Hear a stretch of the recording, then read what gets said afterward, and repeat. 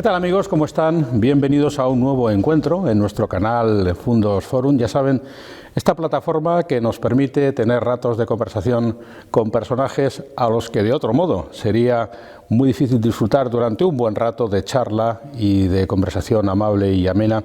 Y en esta ocasión con la gran oportunidad que tengo de hablar con un compañero y con un amigo, con un buen amigo de muchos años de batallas y de peleas periodísticas. Estoy hablando del inventor de la multimedia. Eso de que ahora decimos que si lo digital, que si la radio, que si la televisión, la prensa. Luis Miguel de Dios, que es nuestro invitado de hoy, ha practicado la multimedia en toda su vida profesional. Ha trabajado en los periódicos, ha trabajado en la radio, ha trabajado en la televisión y hoy le convocamos aquí por eso y porque es autor de un libro delicioso, Todas las muertes del sentenciado, que se acaba de publicar, una novela extraordinaria sobre la tierra de Castilla, sobre la tierra de Zamora, sobre nuestra propia tierra, una visión divertida, pero a su vez dura y profunda sobre el ser castellano. Hola Luismi, bienvenido. Hola, ¿qué tal? Yo decía que eres multimedia, porque tú has trabajado en prensa, radio, televisión, no sé si agencia, pero en todo caso, desde hace ya 40 años has practicado la multimedia. Sí, agencia alguna vez mandé alguna cosa a Europa Press sustituyendo a Germán Losada a principios o a mediados de los 70. Sí, pero bueno, yo creo que era fruto del tiempo, porque entonces, pues, yo me acuerdo cuando se hicieron los primeros informativos locales, creo, en toda Castilla y León, que se hicieron en Radio Valladolid, impulsados por Fernando Machado, y lo que hizo fue cogernos a unos cuantos que hacíamos información local en el norte de Castilla. Y entonces había días que subíamos a dar el último informativo de la radio con las cuartillas de lo que al día siguiente se iba a publicar en el norte, cosa que ahora mismo sería absolutamente impensable. Y luego, pues de ahí entré en Radio Cadena Española y de ahí pasé a Televisión Española y volví a la prensa otra vez. Bueno, la verdad es que nunca me ha dado miedo ninguno de los medios y me ha parecido, como recordé cuando el premio Cosío, que yo no creía en el periodismo ni televisivo ni tal, creía y sigo creyendo en el buen o el mal periodismo y punto. Luis Miguel de Dios ha sido director del Centro Regional de Televisión Española, director regional de Radio Nacional de España.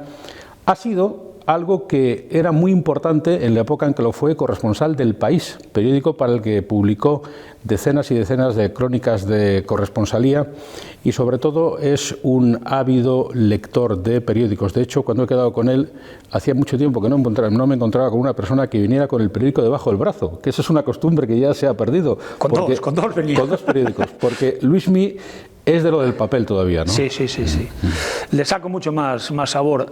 Hay veces que por las mañanas, yo vivo en un pueblo pequeño de 290 habitantes, una cosa así, en el sur de la provincia de Zamora, en el Pego, y ahí entro a veces y veo por los titulares, fundamentalmente, pues La Opinión de Zamora, El País, el Diario Valladolid, el Norte de Castilla, el Diario de León, es decir, los periódicos de la comunidad, el Diario de Burgos y tal, un poco por encima, pero luego lo tengo que saborear con el papel. Y luego, sobre todo, los artículos de opinión, que son los que más pueden diferenciar un medio de otro, porque al final la noticia sale enseguida en la radio, sale enseguida por internet, pero el análisis, los artículos de opinión de gente a lo mejor a la que estás siguiendo desde hace tiempo, que te gusta cómo escriben o te gusta cómo opinan, hay que saborearlos desde mi punto de vista en el papel.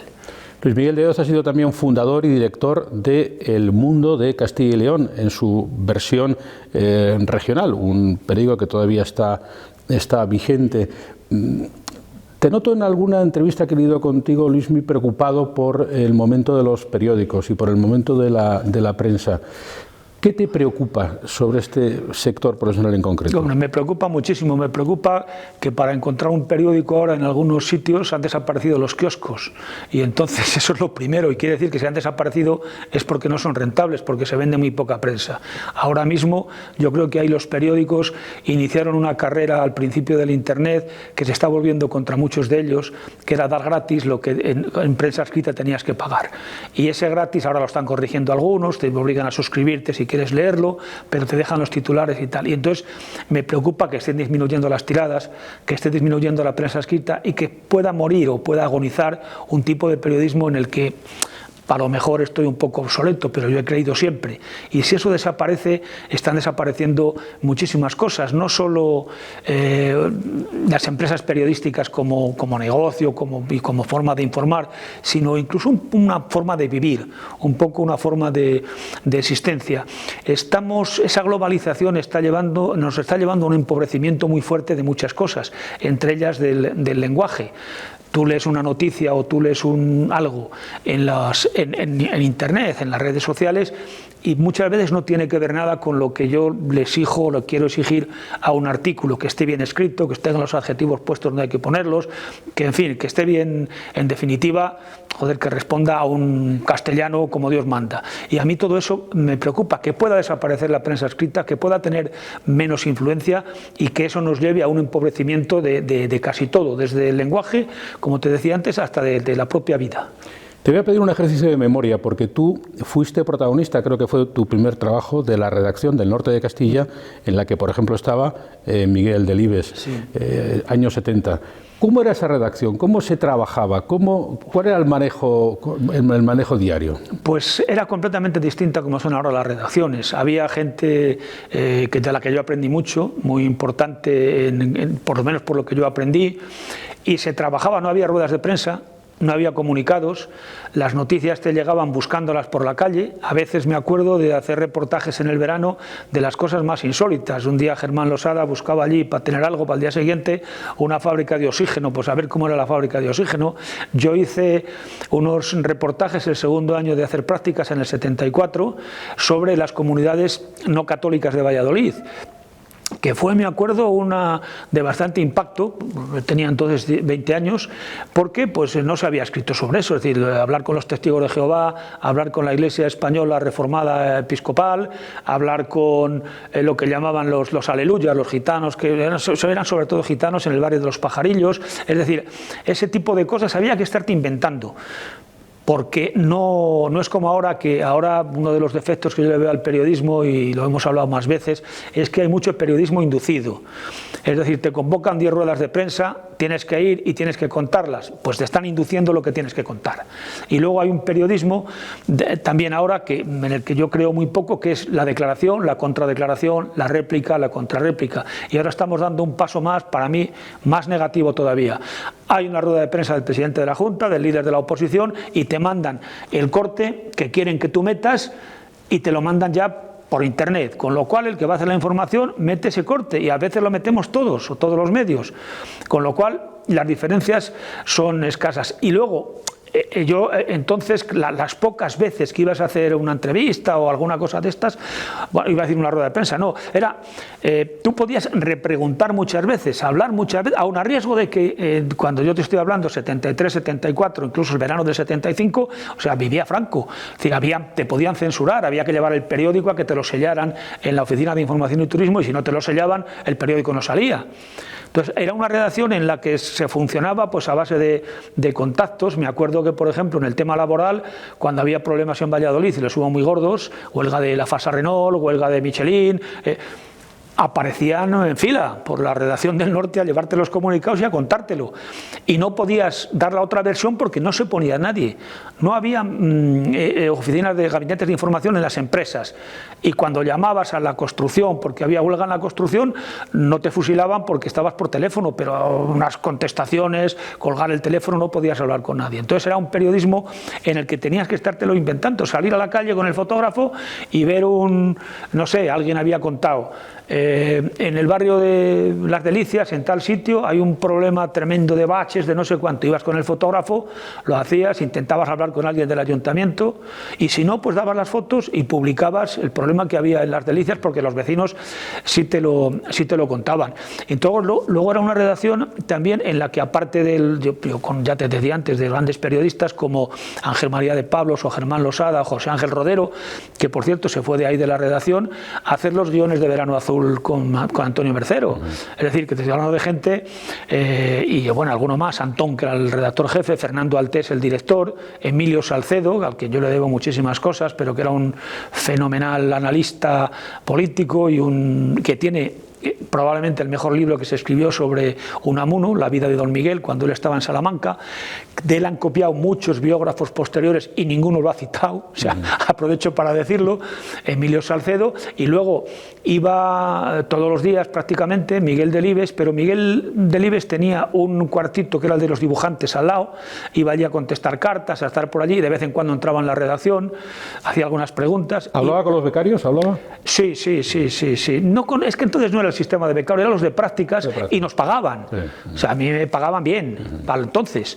Y yo me acuerdo de Delibes sobre todo por una cosa, porque como a mí empezaban a llamar el rural, hablaba mucho del pueblo, de cosas del pueblo y tal, pues mi, digamos, acercamiento con Delibes fue un día en el que entró y me dijo, oye, vamos a ver qué estamos discutiendo, ¿a cuántos kilos sale la hectárea de cebada de secano en tu pueblo? Y le hizo mucha gracia porque yo no sabía calcular hectáreas y kilos, yo calculaba fanegas y fanegas, que era lo que había ido en casa. Esta tierra ha salido a 15 fanegas, que estaba ya bien, entonces la fanega de cebada eran 33 kilos y la fanega de superficie era la mitad de una hectárea.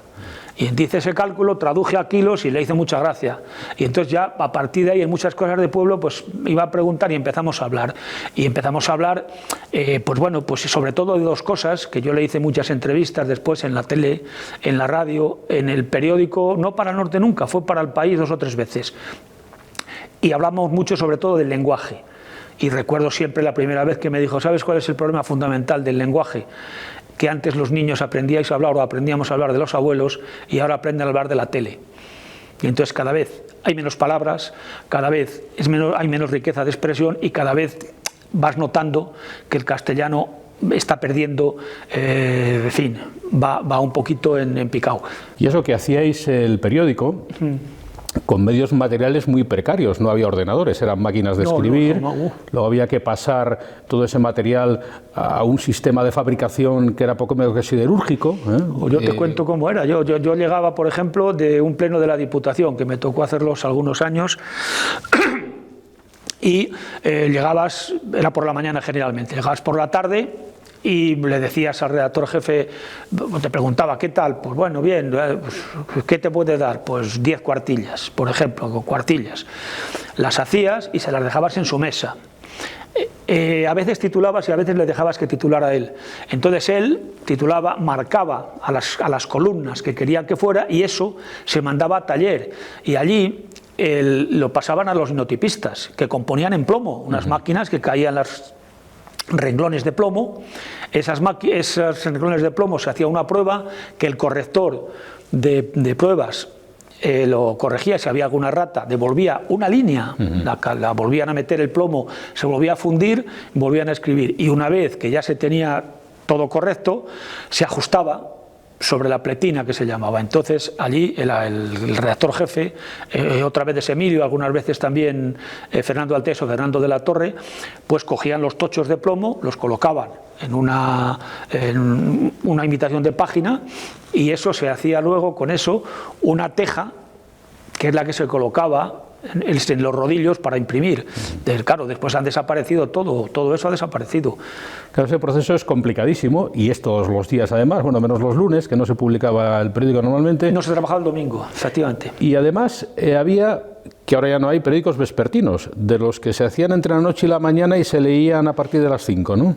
Sí, yo cuando entré a trabajar en el norte de Castilla había un periódico de tarde que era Libertad, que lo había fundado Onésimo Redondo, estaba la sede en la calle Santiago y ese periódico salía de tarde y a veces pues leías a ver si había alguna cosa o algún suceso de la mañana.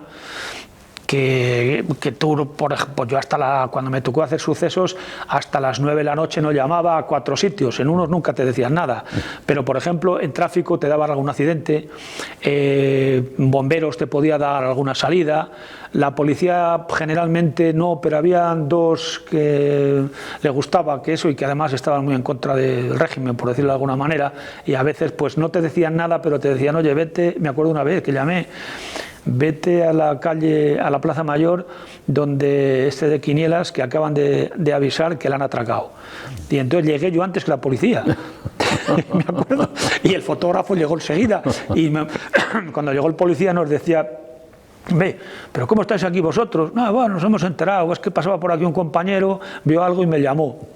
No, la verdad, pero bueno, eran ese tipo de cosas. Entonces, pues tú seguías el periódico de la tarde, o al revés. Yo me acuerdo de cuando hacíamos la Diputación, los plenos, Alvarito, uno que trabajaba en el Libertad, que era un tipo muy agradable, muy pintoresco, y cuando llegaban las 12 y pico la mañana, pues me daban con el codo, me decía: lo que quede me lo cuentas bien, que te lo copio para mañana. Dice que yo ya no me quedo mal, que si no me da tiempo a escribir nada. Y escribía un poco de los 4 o 5 puntos que había habido, pero a lo mejor los gordos estaban al final, y al día siguiente pues lo asaetaba y punto.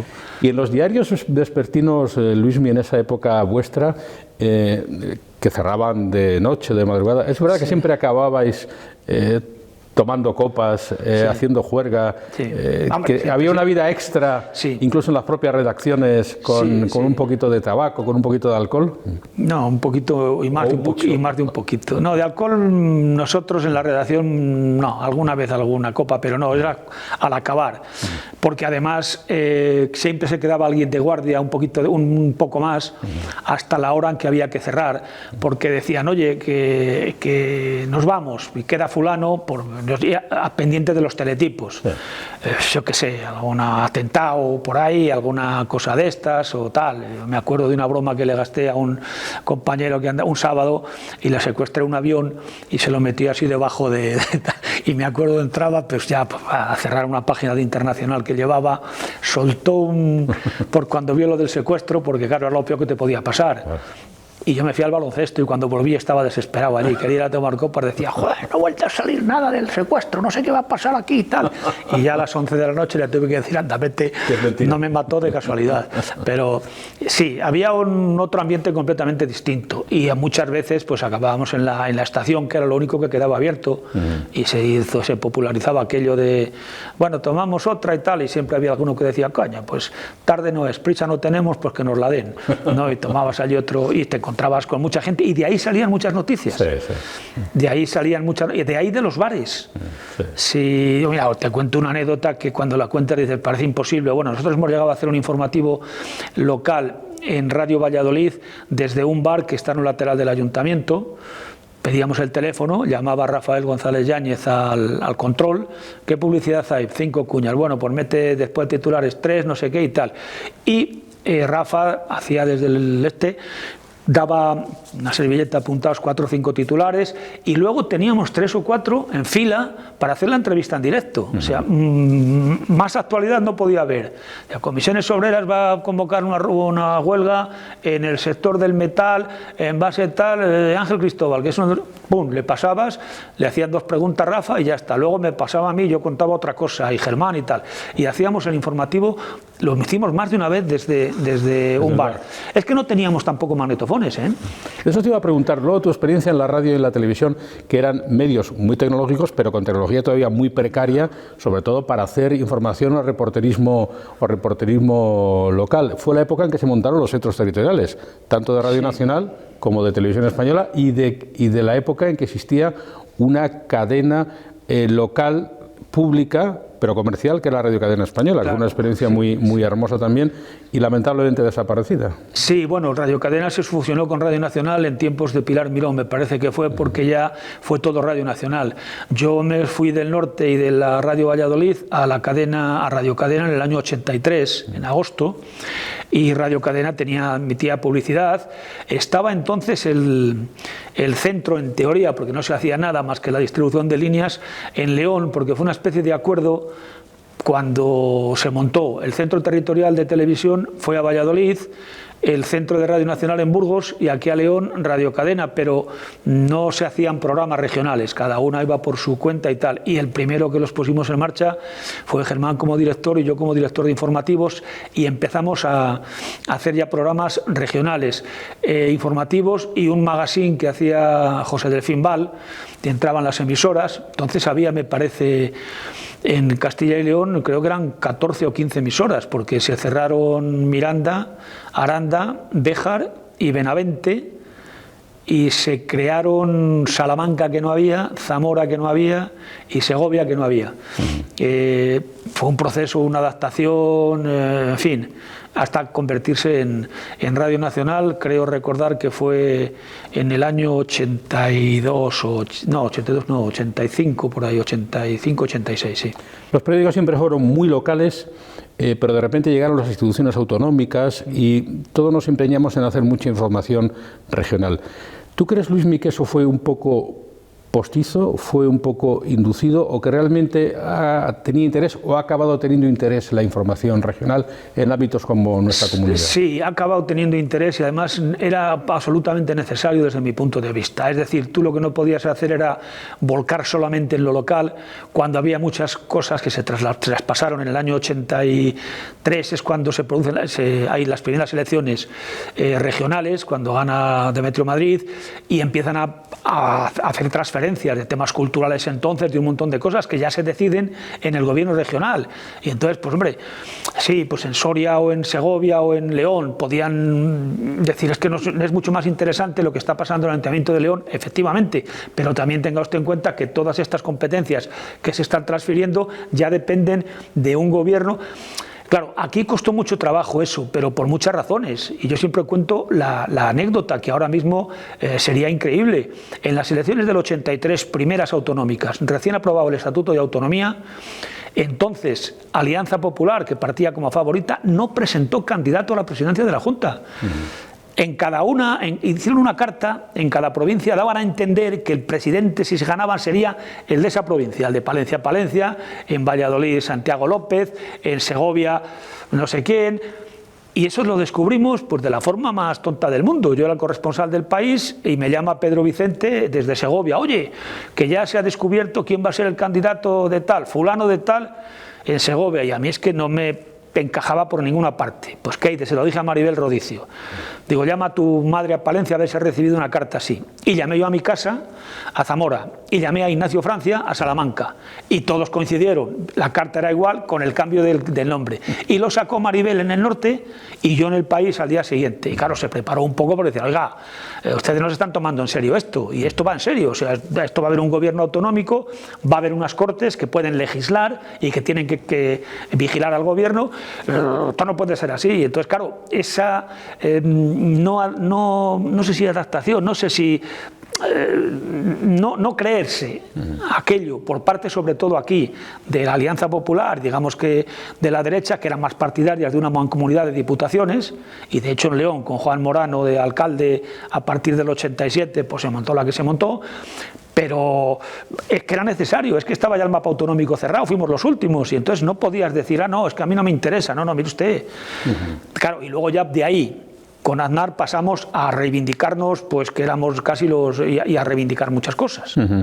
Cosas que, por cierto, estaban en la génesis del problema castellano de ese momento y que siguen estando, como por ejemplo la despoblación. Yo una vez te escuché decir que el gran drama de Castilla fue la inmigración que tuvo lugar interna entre la Castilla de los 60 y otras regiones fuera de Castilla, claro, fundamentalmente el País Vasco, etcétera. Que esta sería la segunda gran despoblación que tuvo nuestra comunidad. Y ahora seguimos en lo mismo, aunque el medio rural sigue con la misma despoblación, quizá peor que tenía en ese momento. ¿Tú crees que este tiempo no ha servido para solucionar estos mismos problemas que teníamos, por ejemplo, en el año 1980 o 78? Se han agravado. Mira, cuando a Delibes lo obligan a dimitir de director del norte de Castilla en la época de Fraga, porque el norte hace unos reportajes que se le ocurrieron a Delibes, que era Anchas Castilla, que iban por los pueblos, estaban denunciando el abandono, la emigración, la pérdida de la bajada de los precios agrarios, la falta de un montón de cosas. Escribe para defenderse de aquello, y como no se lo dejan publicar en el periódico, escribe, por ejemplo, Las ratas, que para mí es probablemente una de las mejores novelas, si no es la mejor de Delibes. Y ese problema que ya se denuncia entonces, lo seguimos manteniendo ahora. Si es que no ha servido para nada. Y cuando ahora escucho, por ejemplo, a Fernández Mañueco decir que el Partido Popular siempre va a defender a los pueblos, hombre, yo aplaudo, porque vivo en un pueblo y me he criado y he nacido en un pueblo. Pero digo, oye, que lleváis 34 años gobernando aquí y los pueblos no han hecho más que perder población. Los pueblos y ahora ya las ciudades. Y no se ha hecho nada que merezca la pena. Creo que fue en el año 84 cuando hay un viaje oficial de los reyes a Castilla y León, que nadie entendía un poco de por dónde iban los tiros. Y entonces yo me acuerdo que escribí una cosa para El País hablando de que primero iban a ir a Soria, que era la provincia ya más abandonada y tal, un poco casi para llamar la atención.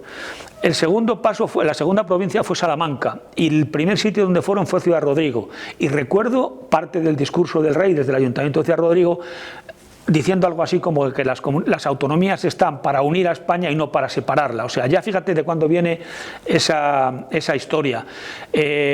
Cuando no teníamos aquí todavía gobierno regional, sino que había un Consejo General, del que era presidente García Verdugo, hubo una visita oficial de Jordi Pujol, recién aterrizado en el estrellato en Cataluña. Tampoco se explicaba mucho qué había venido a hacer aquí. Y entonces vino un poco pues a decir, oye, no tengas miedo, que no nos vamos a ir. Luego mira cómo ha evolucionado la cosa, que vengo a Castilla, que era un poco como el fin de España, el cogollo, Castilla hizo a España, pues venía Jordi Pujol a poner las cosas en cierto sitio, a hacer una visita oficial. Y claro, ya entonces había un problema terrible de migración de mucha gente pues a Barcelona, a Madrid y al País Vasco, y no hubo nadie que atajara ese problema. Desde el gobierno central no solo no se intentó, sino que, bueno, se llevaron las cosas como se llevaron. Hay una anécdota tremenda que te puede confirmar eso, es cuando en Valladolid un grupo de empresarios se unen para fabricar coches, que fue la FASA, Fabricación de Automóviles S.A., FASA Renault, presentan el proyecto y el ministro de Industria y algunos ministros más de Franco, estamos hablando del 50 y pocos, se oponen radicalmente porque era hacer la competencia a SEAT, que estaba en Barcelona, y que era una empresa estatal creada por el INI. O sea, fíjate hasta qué extremo llegaban las cosas. En vez de apoyar la creación de empleo en un área que se estaba despoblando, en una comunidad autónoma, tal, bueno, fue después comunidad autónoma, que era Castilla, o Valladolid en ese caso concreto, pues resulta que no. Y al final tiene que decidirse eso porque en un consejo de gobierno, Carrero Blanco, que era amigo, conocido del que impulsaba la FASA, apuesta fuerte, y Franco al final, después de bastantes meses de parálisis del proyecto, pues dice que vale y hacen la FASA. O sea, fíjate hasta qué extremo se llevaban algunas cosas. Entonces, esa época de finales de los 60, la década de los 60, fundamentalmente. Tú dices que fue la gran despoblación de Castilla en ese momento. Sí, fue lo grande. Y además los que tú lo habrás oído contar a más. Yo te puedo decir, yo tenía en el año 60 6 años, y desde ahí hasta el 64, que empecé a ir al Instituto a Zamora, pues cada vez que volvía al pueblo sabía de una familia. Y se iba uno a Vitoria y arrastraba a los hermanos, y lo arrastraba no sé quién, y se iba uno a Madrid, y se iban unos de allí de mi pueblo, eran 10, se fueron 8 a Madrid, es decir, el que llegaba y encontraba un puesto de trabajo o algo de eso y tal, y luego a las porterías. Es decir, en las porterías se exigía, digamos, adictos al régimen, y qué más adictos que los de los pequeños pueblos de Cuenca, de Zamora o de Toledo o de León. Lo que pasa es que yo a veces pienso, Luismi, como que esto no tiene solución, que es así, que inevitablemente como que los 2000 y pico pueblos que tenemos en Castilla y León, que son una estructura más bien medieval, llegará un día en que no haya 2000 sino 1000, que hayan desaparecido la mitad, y que eso igual no se arregla ni con dinero ni con pericia. Tú tienes un hijo, por ejemplo, que está siendo capaz de hacer vino con premios Parker de primer nivel, en una versión positiva y de futuro del ámbito rural, que es pongamos en valor aquello que realmente tiene sentido. Pero quizá, ¿no piensas que a veces todos estos planes que se han intentado, pasó también con la minería, que chocan contra un dique? Sí, pero es que ahí parto de un supuesto que no es así, es decir, no se han intentado prácticamente nada, muy poco. Y donde se ha hecho algo y algún apoyo, joder, son islotes, es decir, Guijuelo, el aprovechamiento de todo, el Guijuelo no tiene paro y tiene mucha gente trabajando. Hubo una época, ahora con la crisis y por ahí está peor, pero en Íscar, en la provincia de Valladolid, aquí en León, pues por ejemplo, la zona de minera se ha metido bastante dinero de recuperar, y no se ha hecho nada en las zonas mineras. Y estoy cansado de escuchar en mítines por ahí el famoso parador de turismo que iban a hacer en Villablino. Pues no se ha hecho en Villablino nada. Hay muchos de esos problemas que no se han abordado. Entonces, es verdad que partimos de una situación negativa y pesimista, pero si no lo intentamos es como cuando vamos a morir antes. Es decir, por lo menos ahora se está hablando de la España despoblada, de la España vaciada. En las próximas elecciones regionales va a haber candidaturas en 5 provincias, provinciales, un poco tal, pero bueno, por lo menos se llama la atención. Ahora la gente, cualquier gente, de cualquier pueblo habla de la España vaciada, de la España vacía, de la España abandonada, cosa que hace 5 años era una resignación total y absoluta. Bueno, se ha ido el chico, está en Barcelona, no está mal, están en Bilbao, se va a ir ahora al otro, era una especie de... Y ahora, pues bueno, en fin, ves... digamos, otro ambiente, por lo menos se habla de eso y por lo menos se está diciéndole a los políticos, oiga, hagan algo que cerramos los pueblos, que cerramos un montón de cosas, y está habiendo algo que nunca había existido casi nunca aquí, que es una sociedad civil más viva. Y cuando la sociedad civil está viva, hay que tener esperanza. Por eso me ha apasionado leer tu libro, Todas las muertes del sentenciado, porque es una crónica novelada y muy divertida del mundo rural de Castilla a lo largo de varias décadas, pero partiendo de los años 20, partiendo del desastre de Anual, del que, por cierto, este año se cumple un siglo. Por muchas razones, porque en realidad los pueblos de Castilla son lo que describe Luismi en este libro. Por ejemplo, los motes, que siempre hemos sido muy de motes, sí, de reputar a la gente no por su nombre, sino por su calificación. En el libro hay un personaje adorable que se llama León, Conejo, Cordero, y su mote es el Arca de Noé. Y todos los personajes tienen mote. ¿No exageras? ¿En los pueblos siempre es así? ¿Todos tenían su mote? Sí, yo conozco pueblos donde todos tienen su mote. Y en el mío, por ejemplo, Guarrate, en el que vivo, en el Pego, no hay muy pocos. Pero hay otros pueblos al lado, como por ejemplo Fuentesauco, Fuente la Peña, Villabuena del Puente, que es raro que una persona que no tenga mote. Es más, a uno que fue a Villabuena para decir... joder, no me pongas mote, que no me gusta y tal, pues lo empezaron a llamar sin mote. Y lo llamaban sin mote todo el mundo. Es decir, sí, algunos heredaban, familiares, otros por una circunstancia muy concreta, otros por el aspecto físico. Hay un caso de uno pues, que era muy feo, lo llamaban irresistible. Pues bueno, pues ya está el irresistible. Es decir, claro, muchas veces con ironía, con toda la guasa del mundo. Es un tipo también de cultura, digamos, entre comillas, de forma de vida. Claro, yo tengo recogidos aproximadamente 1.700 nombres raros que van a desaparecer. ¿Por qué un tío que se llame, yo qué sé, iba a decir Agapito, por ejemplo, es más feo que llamarse Arcaiz?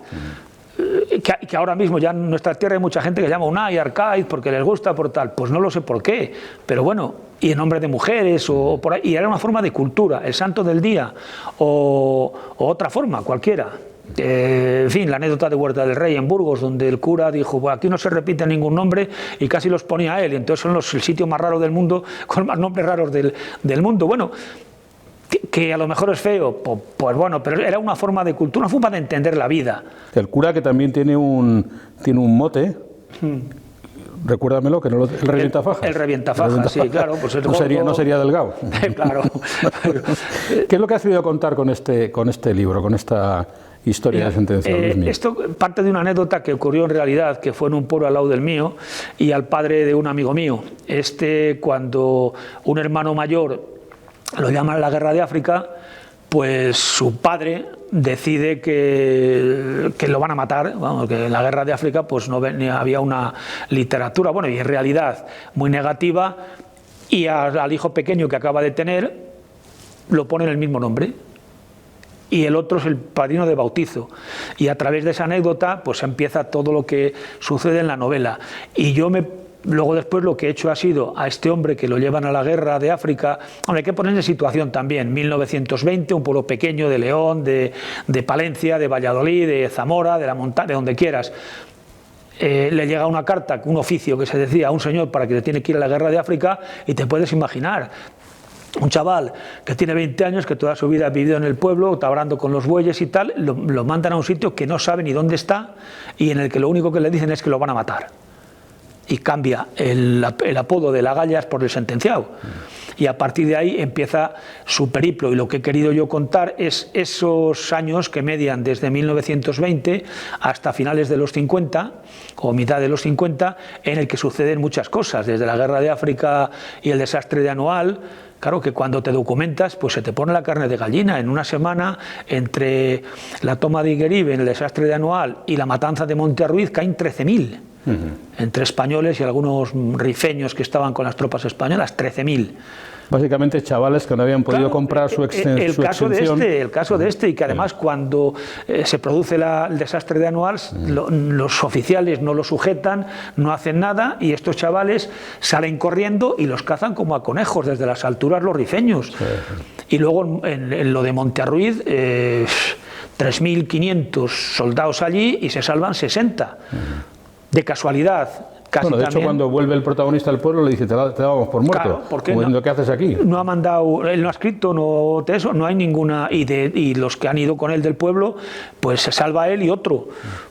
Hay una parte muy plástica de la novela, a cuya lectura también invito, que es, y lo ves, el drama de los pueblos pequeños, el momento del golpe de Estado del 18 de julio, el momento en el que se produce esa tensión en el pueblo. Dice que a uno no le mataron porque le debía a otro un marrano. Claro. Es decir, que al final esas cosas cotidianas que todos hemos leído en los libros de historia, pero vividas como tú las cuentas, probablemente porque se lo hayas escuchado contar a más gente, producen un respeto y una gran tensión. Claro, es que yo, por ejemplo, en mi pueblo, en estos que te cité antes, no hubo represalias de ese tipo, pero en otros pueblos de alrededor hubo matanzas de gente por el mero hecho de ser republicanos, de votar o creer que votaban de izquierdas o porque era un ayuntamiento de tal. Y todo eso, pues, de alguna forma se intenta reflejar en el libro, porque hay unos años, un tiempo ahí de absoluto terror, que es que lo hubo. Entonces, bueno, y el protagonista acaba de topo durante años, pues porque le están buscando sin nada realmente, porque un hermano ha tenido cierta relación ahí con sindicatos y partidos de izquierda, y entonces pues le buscan a él, y ahí se suman muchas cosas, se suman pues que motivos personales, de una tierra que alguien quiere, de una novia que te han quitado, de un problema de eso, y luego aparecen ahí, como habrás visto, pues las figuras de los otros, del cacique de siempre, pero... Don Augurio. Sí, y su hijo, que son los terratenientes y tal, pero que no se meten ahí. Ellos moderado. Dicen, Don Augurio es un hombre moderado. Y un hombre que dice, no, el mundo está así bien, unos tienen que estar arriba y otros abajo, pero sin violencia, sin nada. Y viendo sacar pecho y sacar un fusil. Yo tengo mis criados, mis tierras, esto es mío, y sin problemas. Y él adopta una posición, digamos, ahí si no de árbitro, sí por lo menos de otra cosa, al igual que al final acaba pasando con el cura.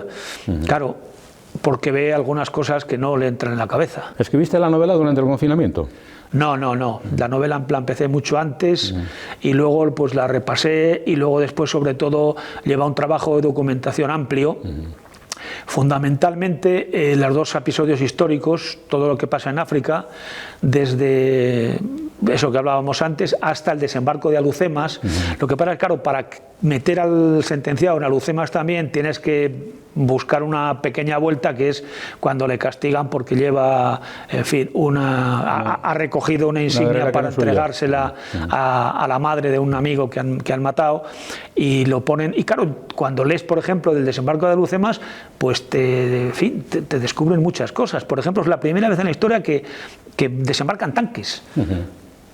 ¿Sabes? Tanques entre la coalición franco-española, dirigida por el propio Primo de Rivera, por el dictador. Cuando desembarcan ahí en Alhucemas, y te enteras, por ejemplo, porque cuando leíamos en la historia de pequeños parecía que ella había sido un paseo militar, pues leches. Se pasaron una noche entera disparando, bajaban los moros desde las alturas con cañones, tenían ametralladoras, tenían minadas algunas playas, y estos desembarcaban, y los que estaban en primera fila tenían que defender, porque si ellos caían, los que estaban bajando de los barcos con el agua hasta aquí y los fusiles aquí arriba los hubieran masacrado.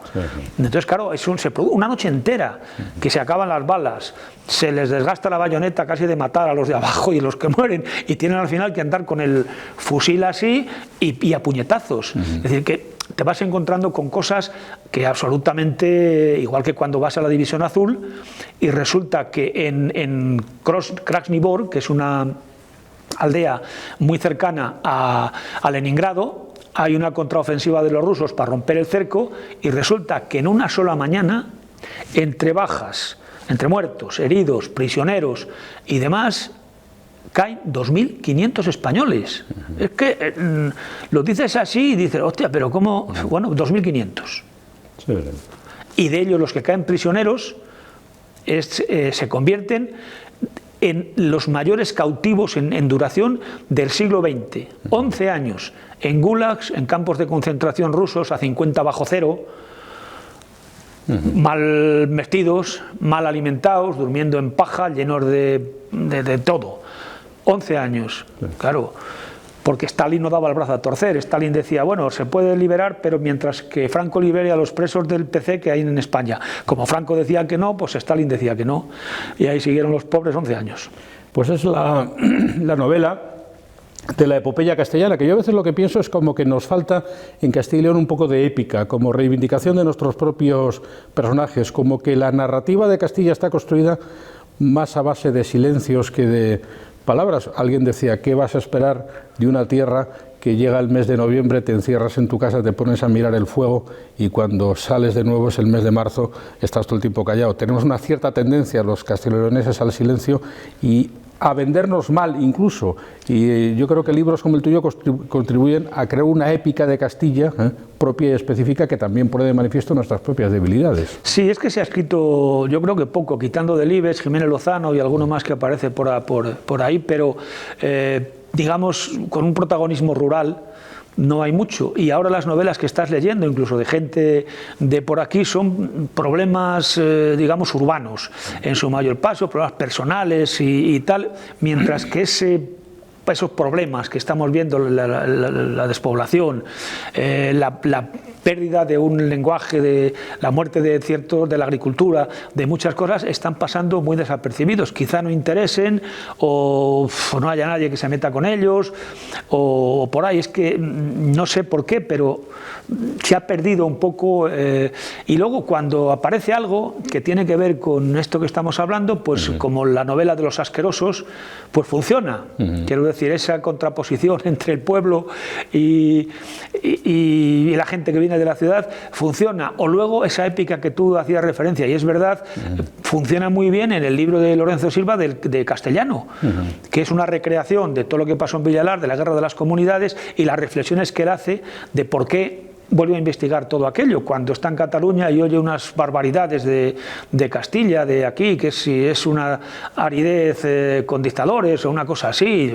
El hombre que no tiene que ver nada o muy poco con esto, que su madre desciende de Salamanca, le llama mucho la atención. Y te cuenta que cuando va a hacer un viaje a Jaén, mete por casualidad la cinta de los comuneros del nuevo Mester de Juglaría y se queda acojonado de lo que cuentan allí, y a partir de ahí escribe una novela que yo sí que recomiendo también. Y luego has dicho una cosa, mira, yo estoy bueno, medio pensando en otra novela que la tengo más o menos. ¿Tienes el título? Pero sí, el título sí.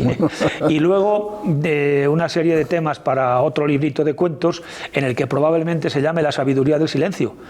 Tú hacías la memoria de eso, o las leyendas del silencio, es decir, la palabra silencio, sí, porque joder, lo notas, que eso, pero el silencio también te dice muchas cosas. Es decir, no solamente el ruido o la conversación o las palabras. Tú sales a pasear por la llanura un día de estos, o un día de helada, o un día de sol o de puesta de sol, y el silencio te está contando cosas. Y la llanura te está contando cosas. Te está, por lo menos me pasa a mí, te está llegando muy al alma. Te está hablando.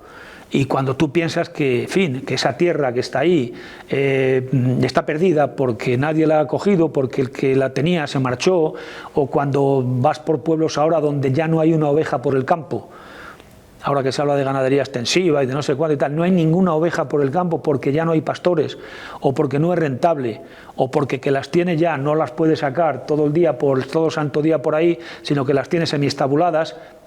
Ese silencio te está contando cosas y casi te está pidiendo que lo expliques, que lo cuentes, que digas esa sabiduría que ese silencio tiene, que la lleves a un papel o que hagas de ella lo que quieras. Y quiere decir que a lo mejor tú lo que haces es una serie de cuentos en la que aparecen otra vez personajes de este tipo, bueno, en fin.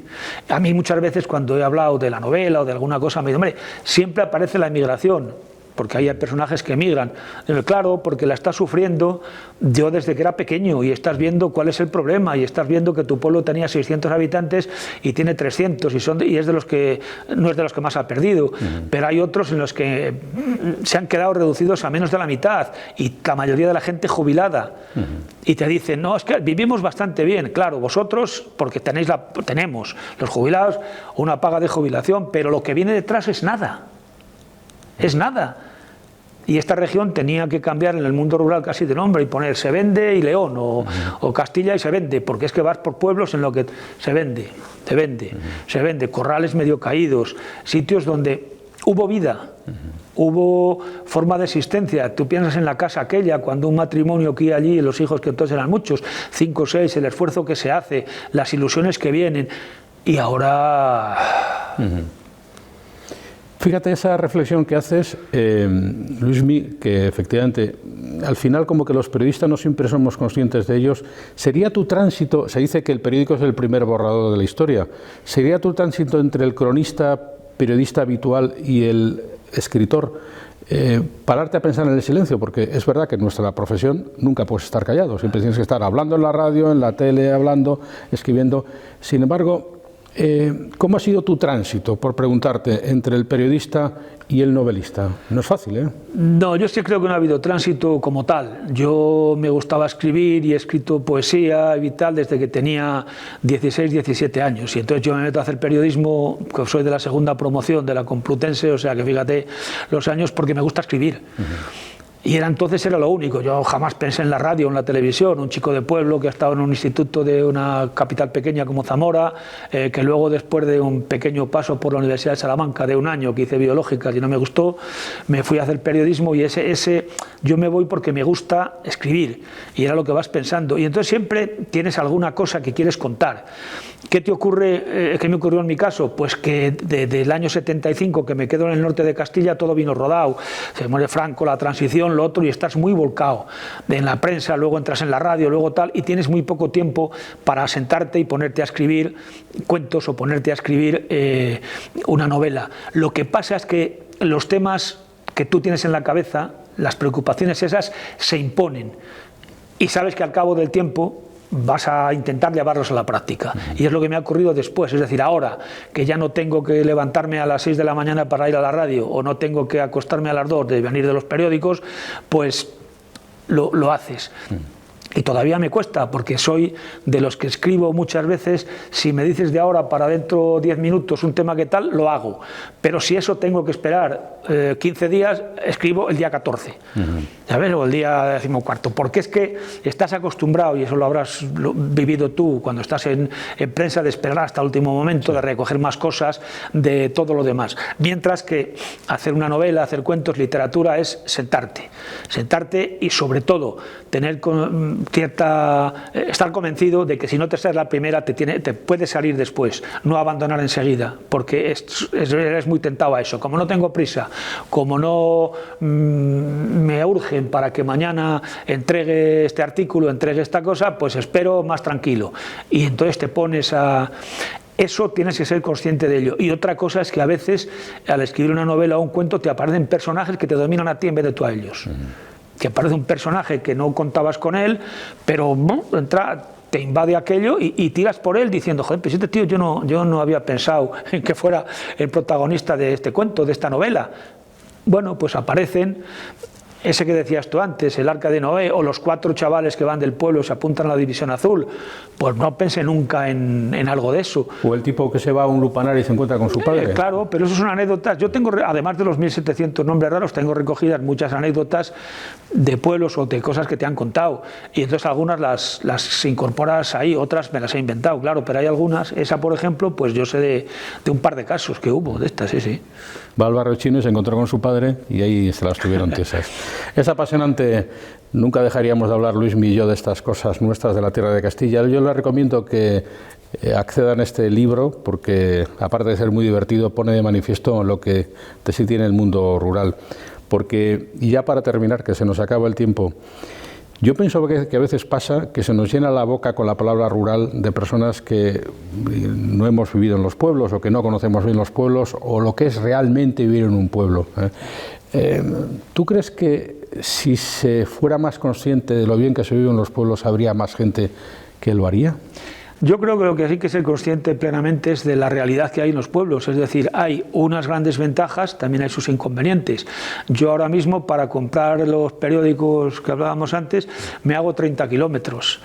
15 de ida y 15 de vuelta a Fuentesauco porque antes no los tengo. Entonces, hay sus inconvenientes.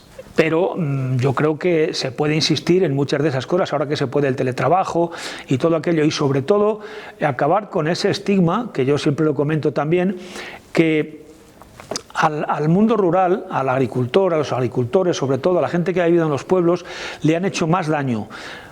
Palabras como paleto o garrulo o cateto le han hecho más daño que la bajada de precios agrícolas y que algunos de los problemas gordos que había, porque esas palabras les han llevado a una especie de complejo de inferioridad en muchos casos, y cuando se marchaban a la ciudad, lo primero que hacían era borrar esa huella, para que nadie le llamara eso. En vez de defender su cultura, su forma de entender la vida, aún estando trabajando en la Renault, en vez de trabajar con el arao, pues esas palabras marcaron mucho su vida y tabla rasa, que los hijos tampoco fueran a eso y tal. Entonces eso les llevó a mucha gente a no amar al mundo rural tal y como es. Ahora parece que algunas cosas se están recuperando, pero también, y eso es un debate que daría para otra hora, es, claro, estás viendo que hay en la evolución que están habiendo de muchas de estas cosas, está imponiéndose problema o situaciones que los marcan desde despachos o desde las ciudades y que le están haciendo daño al mundo rural. Es decir, hablo de la caza, hablo en muchos casos de los toros.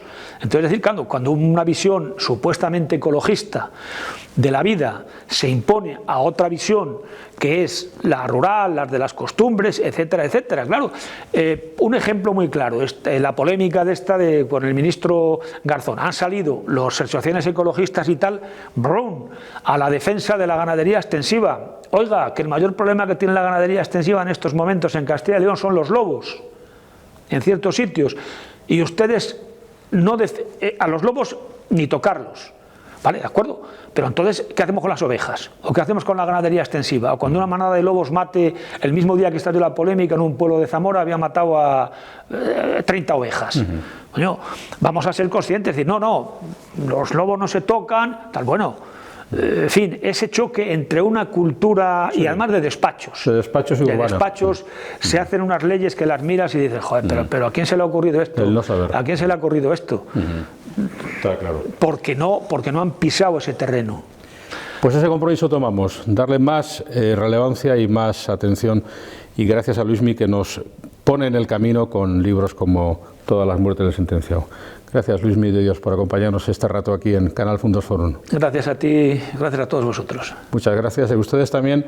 Gracias por seguirnos un rato más hablando de nuestras cosas con gente como Luismi, que es apasionante siempre escucharles. Tendremos una nueva oportunidad, otro punto de encuentro aquí en nuestro canal Fundos Forum.